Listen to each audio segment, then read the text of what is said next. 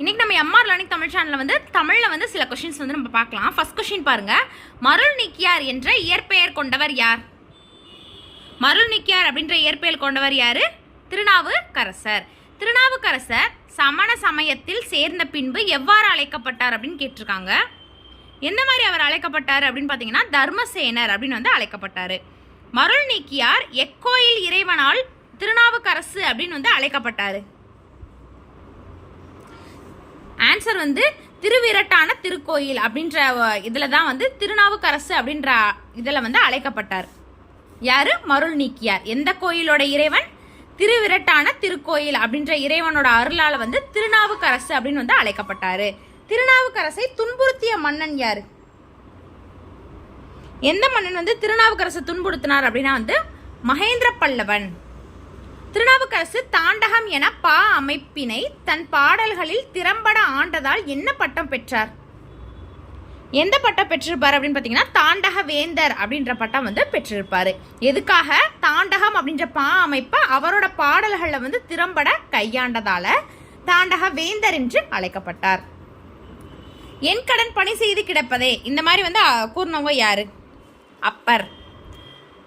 கீழ்கண்டவற்றில் திருநாவுக்கரசரை குறிப்பிடாத சிறப்பு பெயர் எது? எது திருநாவுக்கரசரை குறிக்காத பெயர் அப்படின்னு கேட்டிருக்காங்க. காளிவள்ளல் அப்படின்றது தான் திருநாவுக்கரசரை குறிக்காத பேரு. அடுத்தது ஆளுடைய பிள்ளை என்று காளிவள்ளல் ஆளுடைய பிள்ளை என்றும் காளிவள்ளல் என்றும் அழைக்கப்பட்டவர் யார் அப்படின்னு கேட்குறாங்க.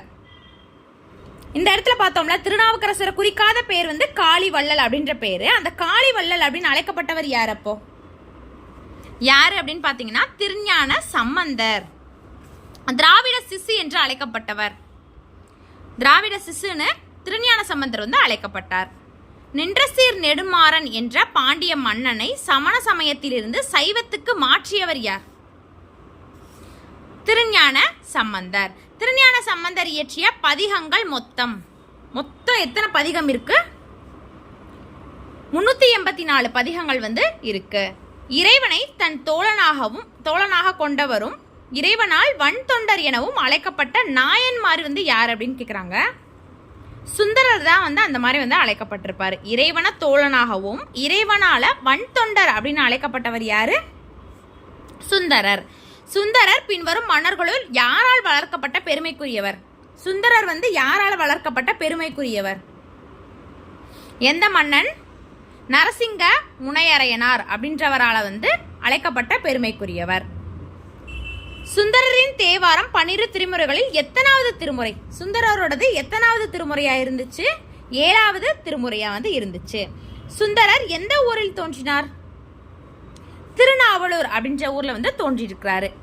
இன்னைக்கு சில தமிழ் கொஸ்டின்ஸ் நம்ம பார்த்தோம். டெய்லி நிறைய கொஸ்டின்ஸ் பார்க்கலாம். சப்ஸ்கிரைப் பண்ணிட்டு பக்கத்தில் இருக்க பெல் ஐக்கானை பிரஸ் பண்ணி வச்சுக்கோங்க. தேங்க்யூ.